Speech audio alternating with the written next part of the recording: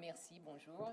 Je voudrais juste commencer en faisant un petit commentaire à la suite de la séance précédente par rapport aux dérogations, parce que c'est une façon de travailler. Quand je suis arrivée en France, j'ai un autre collègue américain qui m'a dit la clé des archives en France, c'est la notion de dérogation. On peut au moins demander des dérogations et que comme ça, parfois on a accès à des choses que on pensait étaient invisibles.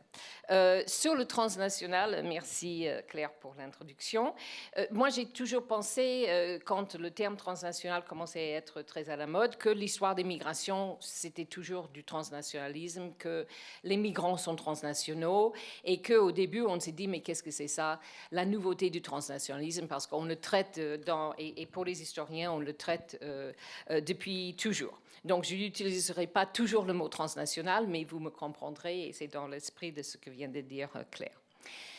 Comme préalable, et surtout parce que ma voisine et collègue et amie est moderniste, je vous dis, je suis historien du contemporain, je fais l'histoire contemporaine, donc la question est de savoir dans quelle mesure ce que je vous dis, sans réfléchir, parce que je suis contente d'avoir aussi des antiquisantes pour pouvoir dialoguer, des modernistes, dans quelle mesure vous me direz si j'ai des biais trop contemporaniste. Évidemment, j'avais aussi un biais historien dans la question que j'ai posée à Patrick vis-à-vis d'un démographe. Donc, on a des questions de discipline et de spécialité. Mais je suis très, très heureuse que la division globale est écuménique par rapport au temps et par rapport à donc, des questions dans différentes périodes pour les sujets qui nous intéressent. Je voudrais en fait faire des réflexions générales sur la façon dont nous construisons nos projets, est-ce que si je touche ça, voilà, la construction de nos projets de recherche en rapport aux sources et comment ce que nous cherchons, ce que nous trouvons, parce que nos fonctions de chercheurs, c'est ça, c'est qu'on cherche, on trouve, mais c'est en lien avec des sources disponibles et des sources qu'on peut construire nous-mêmes. Donc, nos questionnements guident la recherche des sources, déjà, et puis on trouve des choses dans les sources qui nous mènent vers d'autres questions, d'autres sources encore. Donc, la notion d'une histoire totale, qui a l'air très sympathique, enfin, qui est sympathique, mais j'ai toujours été un peu dubitatif, parce que je pense qu'on ne peut pas tout faire. Néanmoins, on essaie d'avoir le plus grand nombre de sources sur un sujet donné. Donc, nous sculptons nos projets. Je crois que ça, c'est important. Nous sculptons nos projets en fonction de nos intérêts et des possibilités des sources, tout en essayant, certes, d'être aussi complet que possible, même si ce n'est pas forcément total. C'est l'aller-retour entre les sources et nos questions qui m'intéressent, entre sources et rédaction aussi, qui est générateur de la créativité de l'écriture. Les sources sont notre matière première, ce qui nous distingue des littéraires. J'ai assisté une fois à l'école des études à une conférence, une discussion avec Carlo Ginzburg, qui a répondu, on lui a demandé alors, mais quelle est la différence après qu'on aurait déconstruit les sources. On lui a demandé après ça, est-ce qu'il y a une notion scientifique de l'histoire? Quelle est la différence entre un roman et l'histoire? Quelqu'un lui a demandé. Sa réponse était vite et courte, les notes en bas de page. Donc ça distingue l'historienne, on en fait trop parfois d'ailleurs. Mais sans vouloir déconstruire entièrement, je ne veux pas le faire. La scientificité de nos sources, c'est très important, nos sources, et d'être fidèle à nos sources.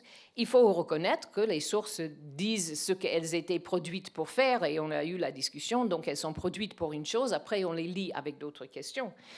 Mais il faut reconnaître que la recherche des sources est de notre fait. On les cherche, on les pose questions selon ce qui nous intéresse. On peut aussi les créer nous-mêmes, des bases de données, des histoires orales, etc. Le rapport entre source et généralisation, donc, est direct, quoique délicat. Avec toutes les réflexions sur l'histoire micro, l'histoire macro, ou l'histoire aujourd'hui globale, ou le transnationalisme, une question au préalable pour moi, c'est qu'il s'agit d'emblée ou un big picture, une grande vision, ou bien d'une lecture précise des sources plus restreintes, La question est comment nous généralisons à partir des sources soit micro, soit macro. Ce sont nos lectures, ce sont nos généralisations, nos conclusions, en fait, qui sont dégagées de ces différents types de sources. Il est vrai que le post-structuralisme a eu l'effet peut-être de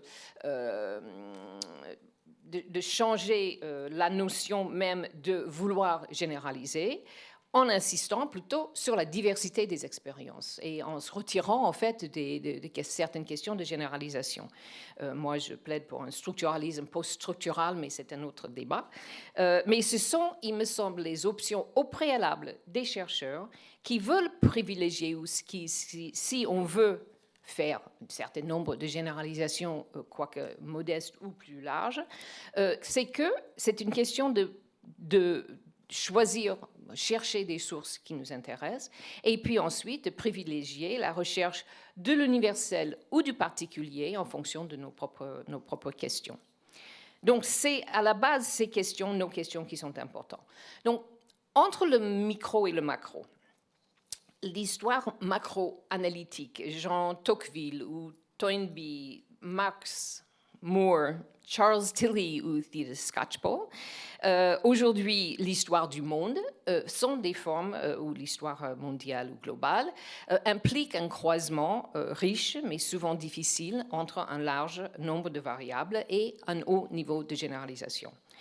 Qu'il s'agisse de révolutions comparées, du capitalisme, de l'urbanisation, de l'industrialisation comme sujet, et le plus souvent des nations comme unité de comparaison, bien qu'il n'y a rien qui nous dise qu'il faut que travailler sur la nation. La matrice des variables, en tous les cas, est vaste et toujours sujette à la question, sont-elles vraiment comparables ? Quelle source pour quel niveau d'analyse? Et je parlerai plutôt de niveau que d'échelle, mais ça a toujours été le langage que j'ai utilisé. Les choix de sources sont liés à la problématique, à la méthodologie choisie, parfois aussi à la discipline. Certains sociologues historiens, macro-analystes, un peu Theda Skocpol une fois, sociologue historienne, avait dit il faut faire attention de ne pas tomber dans les archives parce que ça donne trop de détails qui n'entrent pas dans les généralisations des sociologues. D'autres, au contraire, vont privilégier ces détails et confrontés aux difficultés d'une analyse macro au niveau macro, vont tourner plus vers des études du particulier. Est-ce que ça peut être des querelles de discipline ou des querelles de niveau ou simplement aussi les types de questions que les chercheurs posent? Si les macro-historiens brassent isme et isation avec une facilité fascinante, les tenants de la micro-histoire ont toujours eu des sources aussi qui sont remarquables, qui nous font vivre des éléments du passé, qui peut-être les micro-historiens étaient les déçus du macro, étaient des déçus et même ceux qui mettaient en question le structuralisme auparavant. Donc il y avait aussi une historicisation, on peut réfléchir sur l'historicisation des modes méthodologiques entre certains modes macro-analytiques et puis le tournant vers la micro-histoire à un moment où le post-structuralisme était très important parce que c'était toujours difficile parfois aussi de définir notamment les classes inclassables. Donc il y a eu un certain nombre de problèmes, on peut dire méthodologiques et théoriques, qui ont amené à tourner vers la micro-histoire et de pouvoir reconstruire le monde social et mental à partir d'un meunier du XVIe siècle, par exemple. Mais pour raconter, et pour nous qui s'intéressent aux migrations, raconter l'exil à travers un exemple très prenant est aussi une façon de réfléchir sur les migrations de manière plus large. Mais il faut réfléchir sur les différentes sources pour différents niveaux. Il me semble que nous sommes au carrefour des tendances contradictoires aujourd'hui. Nous avons d'un côté la possibilité de se tourner vers le big data et donc d'utiliser les possibilités technologiques pour créer des grandes bases de données ou en utiliser. Ici sont créées par d'autres, il faut quand même réfléchir sur, comme pour toute archive, de réfléchir sur la façon dont ils étaient construits. Donc, on peut avoir, on a le big data d'un côté, mais on a aussi une floraison de récits individuels et les livres qui portent sur une personne qui vont illuminer en fait l'histoire à partir d'un cas micro. D'une part, donc, ouvrages qui traquent les migrants ou les exilés à travers des parcours poignants, ou d'autre part, des grands programmes de recherche qui peuvent utiliser des moyens technologiques pour essayer de scruter dans tous les sens, en fait, des populations. Il faut aussi qu'on convainque. En tant que chercheur en sciences sociales, on n'a pas tous le talent de François Héran de pouvoir intervenir, Patrick aussi, dans les journaux avec pertinence et avec des cas et des chiffres qui peuvent convaincre. Et nos choix, dans les choix des sources, comme dans les choix de nos façons de faire, sont aussi des éléments de choix qui sont liés les uns et les autres. Comment convaincre, quel est le but d'une certaine manière. On peut manier les chiffres, on peut aussi manier les mots dans les archives, mais souvent on fait les deux. Les choix méthodologiques impliquent les sources cherchées et trouvées, et donc ce sont au fond le choix de chercheurs, je répète. Si vous me permettrez, donc j'utiliserai quelques exemples tirés de mes travaux précédents pour illustrer des difficultés de rapport entre sources et conclusions ou généralisations. Et d'abord, le premier problème qui est le problème du niveau.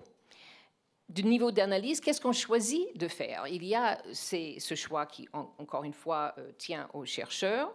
En choisissant de faire une histoire de l'industrie de la confection, une industrie qui est une industrie des immigrés depuis plus d'un siècle et demi maintenant, de le faire dans 2 villes occidentales, hier comme aujourd'hui, et d'ailleurs c'est un sujet qui aujourd'hui a toute sa continuité, que ce soit à Bangladesh ou à Vietnam.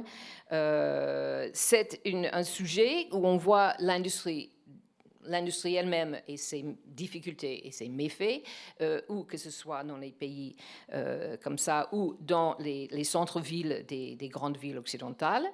La question, en faisant une comparaison entre Paris et New York, c'était de dégager des généralités à partir de 2 cas, mais qui impliquaient donc une comparaison qui se confrontait à des problèmes de source et des problèmes différents de source. Mais je voulais à un niveau, le niveau de la ville, le niveau d'une industrie, qui me semblait avait un socle de similarité qui permettait ensuite d'interroger qu'est-ce qui est similaire, qu'est-ce qui est différent, selon les villes, selon les époques et selon les groupes indiqués. Aussi, on peut dire même selon les formes de syndicalisation différentes dans différentes villes et différents pays. Ça parle? C'est bon. Alors, le problème en faisant une comparaison aussi, c'est l'asymétrie des sources. On a parlé des différents types de sources aujourd'hui et on est toujours confronté à une variété de sources qui sont de nature différente, que ce soit public-privé mais dans le cas d'une industrie dans 2 villes, j'ai été confrontée au fait que en France, à Paris, il y a une source formidable, je ne sais pas si on travaille là-dessus encore aujourd'hui, c'est la préfecture de police. La police, c'est tout. Et il y avait des dossiers donc, où on voyait, selon les métiers, selon les groupes, il fallait penser les catégories pour trouver les travailleurs immigrés de la confection dans cette source. Aucune source de ce type à New York. On a les dossiers de police aux États-Unis, c'est sur les policiers en tant qu'employés. Il n'y a pas des sources, des indicateurs de police qui sont disponibles. Par contre, il y a des archives du syndicat de la confection qui était une mine d'informations. Formidable aux États-Unis, mais en France, c'était très difficile. Je crois que ça reste un peu assez difficile de travailler aux archives de la CGT. Mais ça existait, j'ai eu quelques dossiers, mais rien par rapport à ce qui était disponible à New York.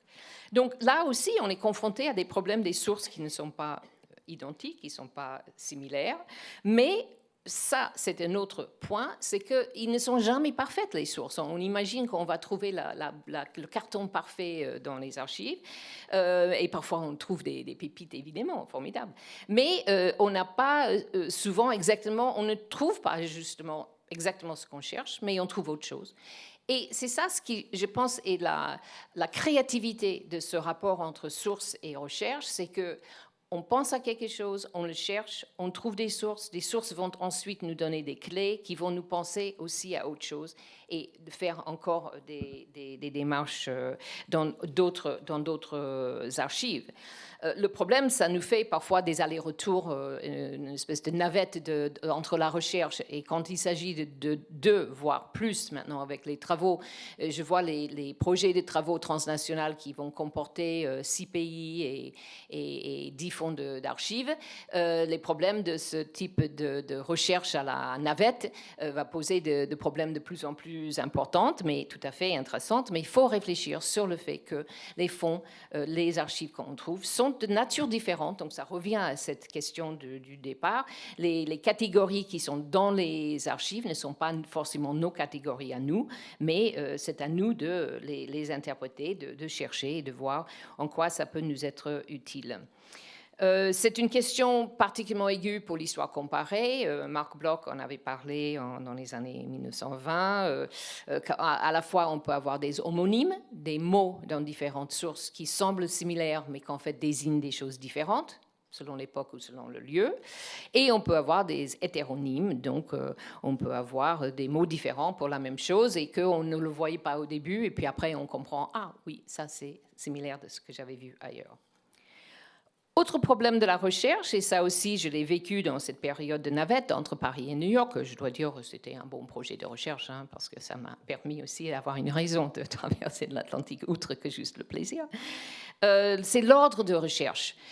Ce qu'on trouve au début aussi nous cadre notre pensée et nos questions. Donc si au début j'avais travaillé sur Paris en fait et sur l'industrie de la confection à Paris dans le cadre du premier travail sur les Juifs à Paris, ça me donnait un cadre et quand je suis allée à New York, je cherchais aussi l'industrie de la confection aussi sur le plus long terme. J'avais des cadres en fait de pensée qui étaient déjà formulés dans un contexte et puis après il fallait que je vois est-ce que ça marche ou pas ou est-ce qu'il y a des choses que je ne vois pas à cause de la différence, à cause de l'ordre de mes recherches. Et donc, il n'y a rien à faire. On ne peut pas éliminer le fait qu'on a nos connaissances qui s'accumulent et qu'on commence avec certaines connaissances et puis ça, on va en trouver d'autres. Mais c'est une question qu'on peut se poser dans l'ordre des sources que nous cherchons et que nous trouvons. Ça peut avoir un impact aussi sur nos façons de réfléchir sur la chose. Donc, sur ces questions de quel niveau, quel type de comparabilité et quelle source, je pense qu'il est toujours utile de réfléchir sur l'interaction entre ces différents éléments, ces différents aspects de la recherche. Il y a un autre qui me provient peut-être plus d'un autre projet, un autre pan des recherches que j'ai faites, sur la question de la relecture des sources. Et ça, c'est un peu ennuyeux. Et je pense que tous ceux qui sont en train dans une phase de rédaction, retrouvent une source qu'ils ont citée et puis il ou elle l'ont cité, et puis après on se demande, finalement, on relit une source qu'on a lue peut-être il y a 2, 3, 4, 5, 10 ans, dans le cas de certains de mes doctorants. Mais moi, je l'ai trouvé dans la recherche que j'ai faite sur les Américaines de Paris. Je cherchais et j'ai trouvé une colonie. C'était même le terme qu'ils ont utilisé. Donc, c'était un vrai cas de pouvoir décrire une communauté qui se constituait en tant que telle, qui avait plein de clubs qui s'appelaient le club américain des dentistes, le club américain de l'automobile, le club américain, il y a la bibliothèque américaine, l'hôpital américain, donc où c'était assez facile de repérer où ce groupe, une migration d'élite, était installé. L'intérêt d'en décrire une communauté d'un groupe qui finalement se définit eux-mêmes comme en fait beaucoup d'individus, c'était d'essayer de voir, mais alors il y a quand même une communauté, je sais que le mot communauté, j'ai beaucoup de problèmes en France avec ce mot. En anglais, on l'utilisait, aux États-Unis en tous les cas, on utilise pour parler de groupe, le mot communauté, sans en faire la peur du communautarisme, ce qui est autre chose. En tous les cas, l'idée de faire des Américaines de Paris un groupe, ou de les définir comme un groupe, était déjà nouveau par rapport à l'histoire d'ailleurs de l'immigration américaine. On parle très peu de l'émigration des Américains, et certainement, en tous les cas, ils ou elles se considèrent souvent comme des individus comme ça, et de montrer qu'il y avait une constitution, c'était déjà donc un des buts, et puis enfin un des trouvailles des sources que j'avais sous la main. Ceci dit, il y avait un moment donné quand je travaillais sur ces sources et je me suis dit, mais quand même, et c'était pas que comme si je ne savais pas, mais ils avaient beaucoup de contacts avec des Français, figurez-vous. Mais l'idée, c'était aussi méthodologique et une question théorique. Comment, après avoir décrit, et la plupart du livre décrit la formation, les activités de ce groupe, de penser en fait leur relation avec les autochtones, qui sont des Français, mais surtout de voir comment même au sein des organisations qui s'appellent American Dental Club of Paris, les automobilistes américains, tous ceux qui se définissaient et on avait donné leur identité à cela, on a des descriptions de qui est-ce qu'ils admettent comme adhérents dans ces organisations. Ben, il y a beaucoup de Français et il y a des moments où ils expliquent pourquoi telle ou telle personne et pourquoi ils vont élargir leurs adhésions. Et on voit comment une identité peut en cacher une autre et peut en cacher en fait ce qui n'est pas non plus une scoop immensissime, mais un milieu cosmopolite qui agissait, même quand il s'agissait de vouloir s'identifier comme un groupe américain. Dernière réflexion, le temps court, donc concerne le travail justement sur le transnational.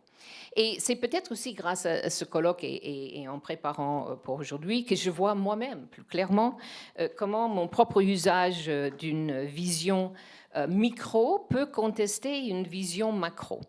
Le propos du livre sur les limites du transnational, c'est aussi pour parler de la recherche actuelle et l'engouement pour le terme, pour les études transnationales.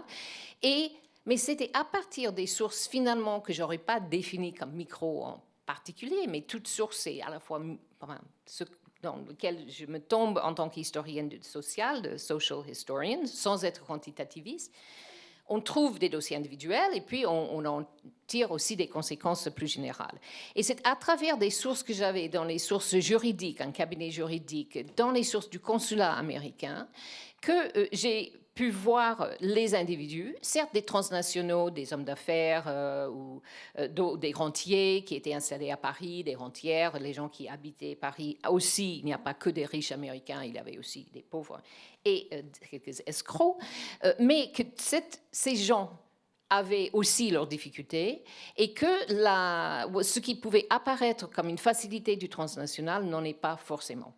Et donc, d'où suivait pour moi, donc en fait, en regardant ce niveau micro par rapport au discours général sur le transnational comme une perspective plus macro-analytique, que j'ai pu élaborer, penser, réfléchir des éléments qui sont des limites du transnational.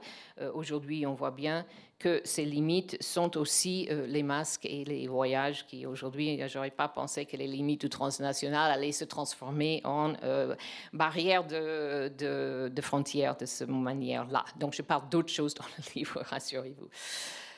En tous les cas, je termine pour dire simplement que je pense qu'il faut qu'on réfléchisse sur nos sources, on réfléchisse sur nos niveaux d'analyse. Ce sont des choix et moi, je ne plaide pas que pour l'un ou l'autre pour dire qu'il n'y a que ceci ou que cela.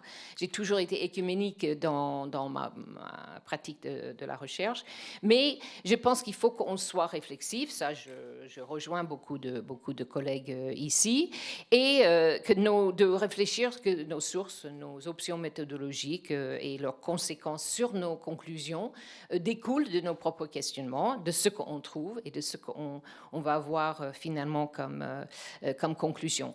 Il ne faut surtout pas, il me semble qu'on pousse une espèce de déconstructionnisme pour autant que ça nous paralyse. Et ça m'inquiète parfois pour des jeunes chercheurs avec les thèses. Le chapitre d'introduction, je suis en train de lire pas mal de thèses, donc le premier chapitre où l'introduction devient de plus en plus inquiète, en fait, pour définir. Il faut définir ce qu'on fait, et ça, c'est très important. Il ne faut pas que ça nous paralyse dans le choix des différentes options, mais de reconnaître que ce sont des choix des chercheurs, et puis on avance ainsi.